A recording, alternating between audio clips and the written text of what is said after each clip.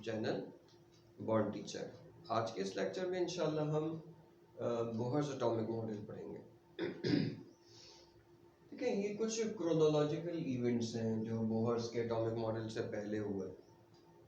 पहले तो ये कि रदरफोर्ड का आपको पता है कि एटॉमिक मॉडल आया था, और रदरफोर्ड को वैसे नोबेल प्राइज तो 1908 में मिल गया था, लेकिन रदरफोर्ड का एटॉमिक मॉडल आया 1910 और 1911 में।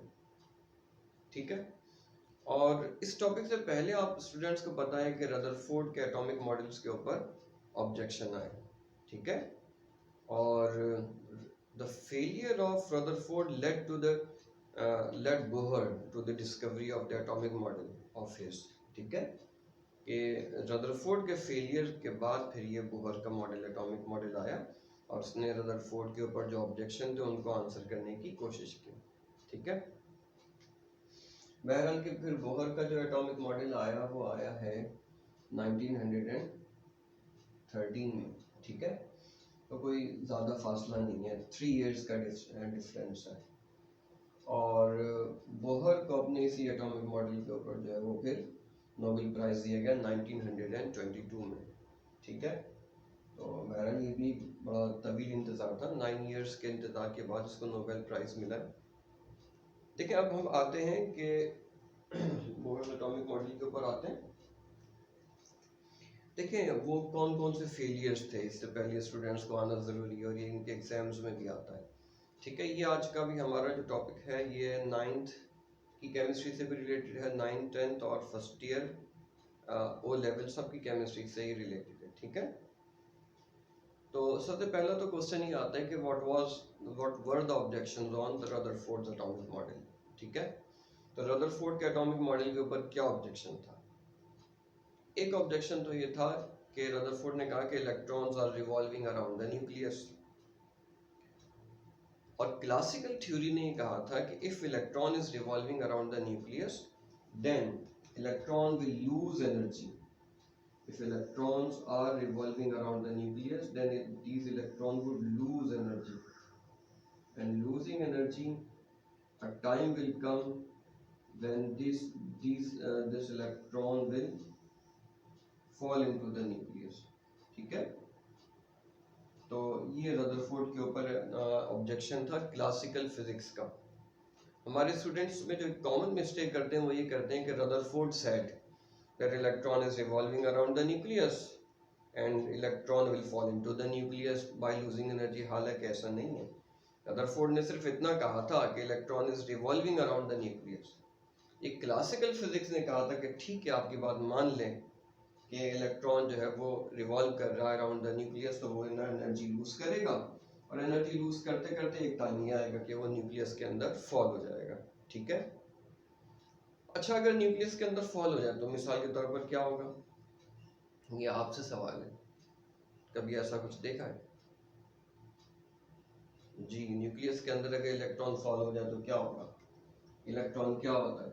इलेक्ट्रॉन होता है नेगेटिव, न्यूक्लियस क्या होता है? पॉजिटिव, और नेगेटिव पॉजिटिव आपस में मिल जाए तो फिर क्या होता है? शॉर्ट सर्किट होता है। ठीक है, शॉर्ट सर्किट होता है, अगर करंट ज़्यादा है तो धमाका भी हो सकता है। तो अगर ऐसा होने लगे तो क्या हो, एटम के इलेक्ट्रॉन खुद ही न्यूक्लियस में गिर जाएं और हर तरफ एक्सप्लोजन होना शुरू हो जाए, सारे एटम सभी आपस में खुद ही ख़त्म हो गए, और ऐसा डेफिनेटली नहीं होता। तो ये क्लासिकल फिजिक्स का ये ऑब्जेक्शन था रदरफोर्ड के ऊपर, और रदरफोर्ड इसको आंसर नहीं कर पाया। ठीक है, अच्छा, अब देखें इसके बाद बोहर्स का एटॉमिक मॉडल आया। बोहर्स का एटॉमिक मॉडल जो है वो प्लैंक्स एटॉमिक थ्योरी से इंस्पायर्ड था। उस वक्त तक quantum physics, classical physics was replaced by quantum physics. ठीक है, तो बोहर के एटॉमिक मॉडल ने क्वांटम फिजिक्स के पोस्टुलेट से, क्वांटम फिजिक्स की थ्योरी से फ़ायदा उठाया, और बोहर ने अपना एटॉमिक मॉडल लिया। ठीक है, अब हम आते हैं बोहर के पोस्टुलेट्स। तो बोहर ने क्या कहा? Postulates of Bohr's atomic model. Bohr ने ऐसा क्या कहा कि उसकी बात मान ली गई? अब देखें, ये हमारा लेक्चर तो है फर्स्ट ईयर के स्टूडेंट्स के लिए, और फर्स्ट ईयर के स्टूडेंट्स ये टॉपिक 9th में पढ़ के आ चुके हैं। अब अगर आपको 9th की केमिस्ट्री के टॉपिक याद है तो एग्जैक्टली आपको कुछ भी करने की जरूरत नहीं है, और सारे के सारे पोस्टुलेट आप यहाँ लिख सकते हो, ठीक है, कोई डिफरेंस नहीं है। अब देखिए, अब हम आते हैं बोहर के पोस्टुलेट ने क्या कहा। बोहर ने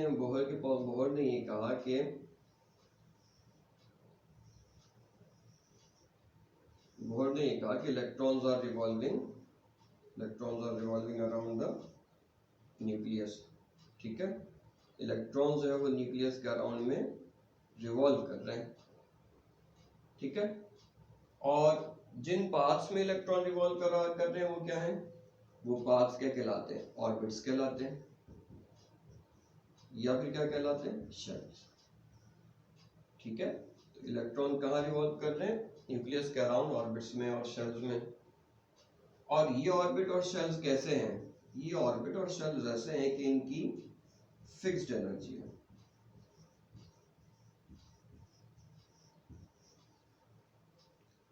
electrons are revolving around the nucleus in orbits और शेल्स, और ये शेल कैसे हैं, फिक्स्ड एनर्जी वाले। इसी वजह से इन शेल्स को हम क्या कहते हैं, एनर्जी लेवल्स कहते हैं, ठीक है। फिर उसने ये कहा कि as long as an electron is in its own orbit, it neither absorb energy nor lose energy। उसने कहा कि जब तक एक इलेक्ट्रॉन अपने ओन ऑर्बिट में रिवॉल्व कर रहा है, वो ना एनर्जी एब्जॉर्ब करेगा ना एनर्जी लूज करेगा, ठीक है। उसने कहा कि बस इन पाथ्स की एनर्जी फिक्स्ड है, जब तक इलेक्ट्रॉन अपने ओन ऑर्बिट में है ना एनर्जी एब्जॉर्ब करेगा ना एनर्जी लूज करेगा, ठीक है। ऐसा कोई सीन नहीं जैसे क्लासिकल फिजिक्स कह रही है। अच्छा, अब देखें, उसने एक ऑप्शन जरूर दिया, वो देखें वो ऑप्शन क्या था। उसने कहा कि if an electron is provided energy, ठीक है, if an electron is provided energy then electron can jump up. तो फिर इलेक्ट्रॉन यहां से क्या है, जंप कर सकता है, ऊपर जंप कर सकता है हायर एनर्जी ऑर्बिट में। अब अगर हम फर्स्ट शेल की एनर्जी को कहें कि ये E1 है और सेकंड शेल की एनर्जी को कहें कि E2 है, तो अगर तो इलेक्ट्रॉन को हमने एनर्जी E2 माइनस E1 दे दी, अगर हमने इलेक्ट्रॉन को एनर्जी E2 माइनस E1 यानी डेल्टा E एनर्जी प्रोवाइड की, तो फिर इलेक्ट्रॉन ऊपर जंप कर जाएगा, ठीक है।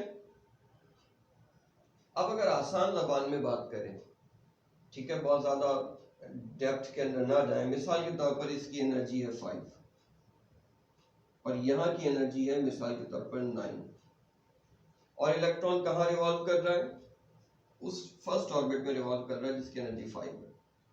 अब अगर हम उसको, इस इलेक्ट्रॉन को 4 की एनर्जी दे दें, तो फिर वो क्या करेगा, E1 से E2 में जंप कर जाएगा। मैं दोबारा रिपीट कर दूं, अगर एक इलेक्ट्रॉन रिवॉल्व कर रहा है जहां पे उसकी एनर्जी है 5 और उसको हम 4 एनर्जी और दे दें, तो 4 + 5 9 की एनर्जी इसके पास हो जाएगी और ये जंप कर जाएगा ऐसी जगह पे जिसकी एनर्जी 9 है।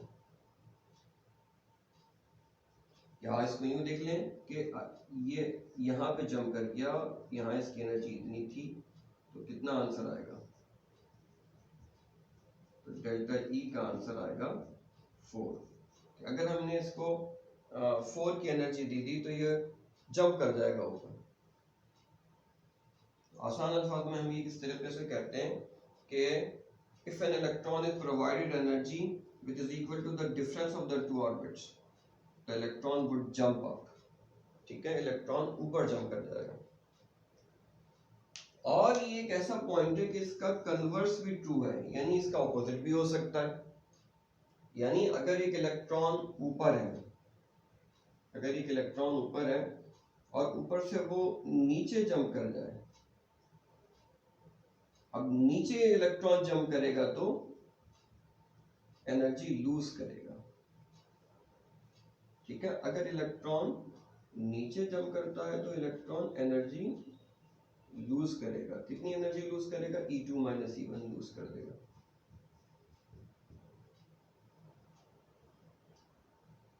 यानी absorbing the energy electron can jump up and losing the energy electron can jump down।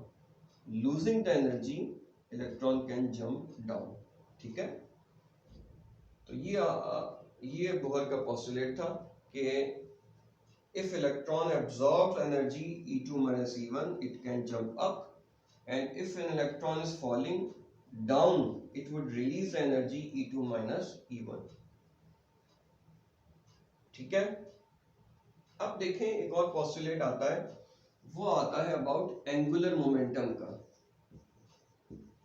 Angular momentum, अब देखें एंगुलर मोमेंटम किसे कहते हैं।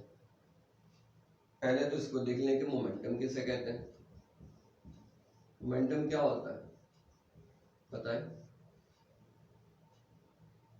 जी। Momentum is the quantity of motion in a body. Quantity of motion in a body वो क्या होती है?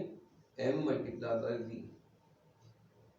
तो जो भी चीज लीनियर मोशन में हो उसका आपको मोमेंटम मालूम करना हो, क्या करें? उसका मास मालूम कर लें, उसको वेलोसिटी मालूम कर लें, मोमेंटम आ जाएगा।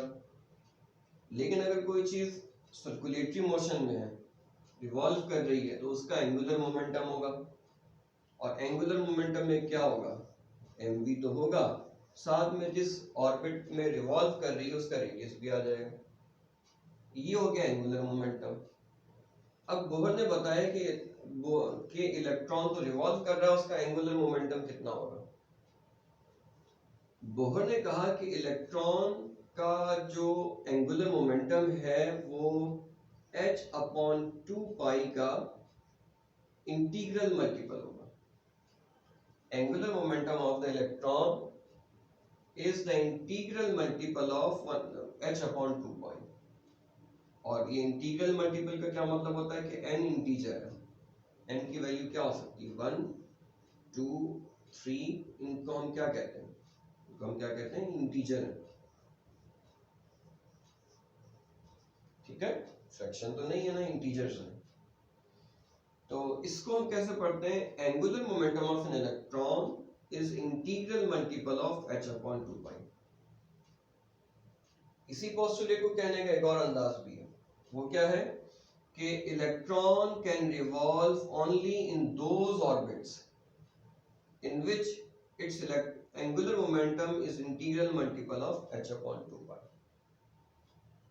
ठीक है, तो इलेक्ट्रॉन क्या मतलब हुआ? अगर एक इलेक्ट्रॉन कौन से ऑर्बिट में रिवॉल्व कर सकता है जिस जहां उसका एंगुलर मोमेंटम 1h/2 पाई, या फिर उसका एंगुलर मोमेंटम 2h/2 पाई, या फिर ऐसी जगह रिवॉल्व करेगा जहां उसका एंगुलर मोमेंटम 3h/2 पाई हो। ठीक है, तो यहां से इसका हमारे पास आता है electron can revolve only in those orbit where its angular momentum is an integral multiple of h/2 pi. ठीक है, देखें ये वाला जो पोस्टुलेट है इसके लिए आपके पास एक क्वेश्चन आता है कि which postulate of Bohr's model, which postulate of Bohr's model shows that energy of an atom या energy of an electron is quantized।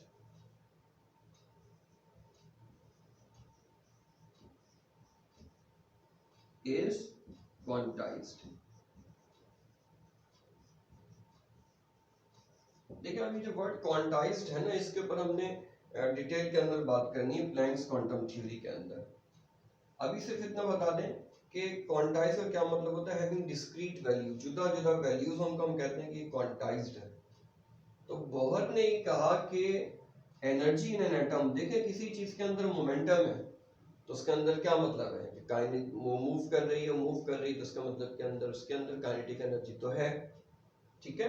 जिसके अंदर जिस चीज के अंदर भी काइनेटिक एनर्जी होगी उसके अंदर मोमेंटम जरूर होगा।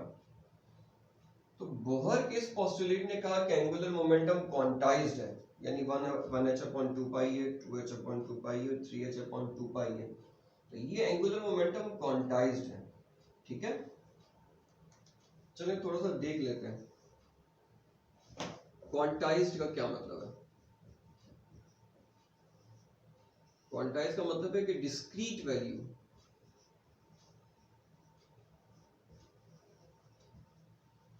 यानी कि बोहर के अकॉर्डिंग एंगुलर मोमेंटम की वैल्यू डिस्क्रीट्स होती हैं, यानी 1h/2 पाई, 2h/2 पाई, 3h/2 पाई, ये डिस्क्रीट वैल्यूज हैं।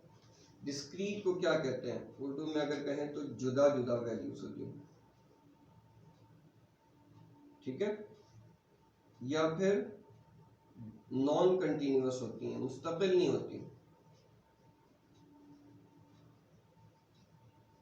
तो ये क्वांटम एंगुलर मोमेंटम की वैल्यू जो है ना वो नॉन कंटिन्यूअस है, 1h/2 पाई, 2h/2 पाई, 3h/2 पाई, ठीक है।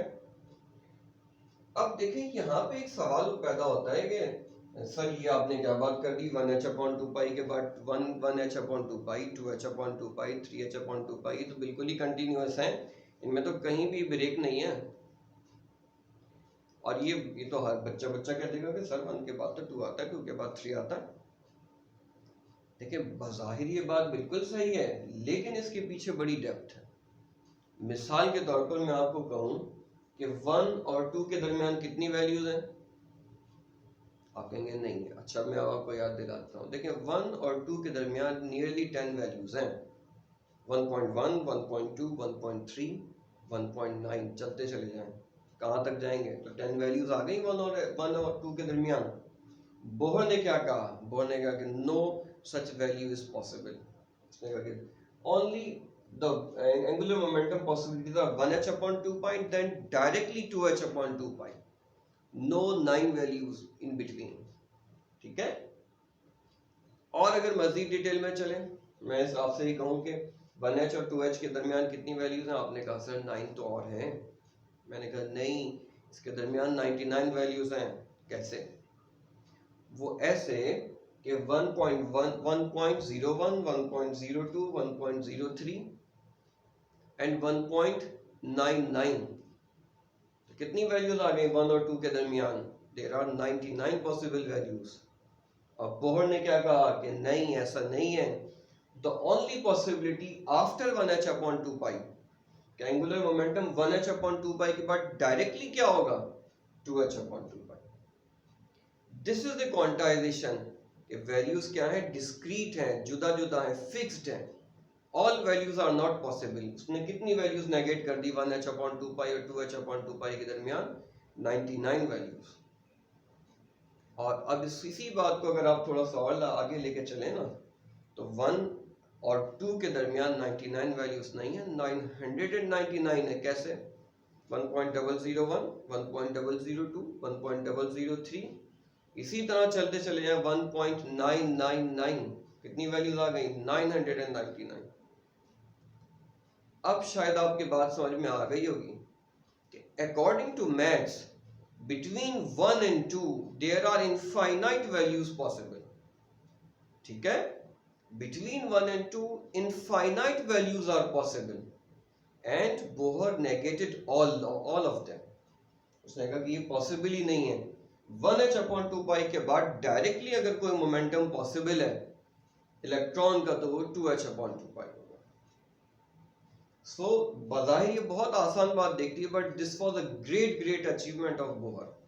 देखें नोबेल प्राइज ऐसे ही नहीं मिल गया इसको, 1922 का नोबेल प्राइज, और वो भी अच्छा खासा सोच के दिया। देखें 9 साल तक सोचते रहे। बहरहाल देखें फाइनली हम इस बात को समराइज करते हैं कि उसने बहुत बड़ा पोस्टुलेट था, बहुत अहम पोस्टुलेट था, कि जो ये कहता है कि energy in an atom is quantized, only the acceptable values are integral multiple of h/2 pi। देखिए ये जो हमने आज का लेक्चर दिया है इसके ऊपर हम इंशाल्लाह एक पावर पॉइंट की प्रेजेंटेशन भी देंगे, आप उसको इसी टॉपिक का रिवीजन समझ लीजिएगा, ठीक है। तो उसको भी आप जरूर देखिएगा, इसमें कोई बात हो तो आप उसको जरूर पूछिएगा। आज का ये लेक्चर फर्स्ट ईयर केमिस्ट्री वालों के लिए, ओ लेवल की केमिस्ट्री वालों के लिए वैलिड है। नाइन्थ की केमिस्ट्री वाले थोड़ा सा और डिटेल के अंदर जाते हैं, इसी टॉपिक को थोड़ा सा और डिटेल के अंदर देखते हैं, इसलिए कि वो थोड़ा सा उनका लेवल लो होता है तो और चीज़ों को एक्सप्लेन करते हैं। But that's all for today. Keep watching my YouTube channel. If you are first year students, then it is better कि आप मेरा ये चैनल सब्सक्राइब करें ताकि आपको मेरी वीडियोस जो है वो बर वक्त मिलती रहें. That's all for today. Inshallah meet you in next video.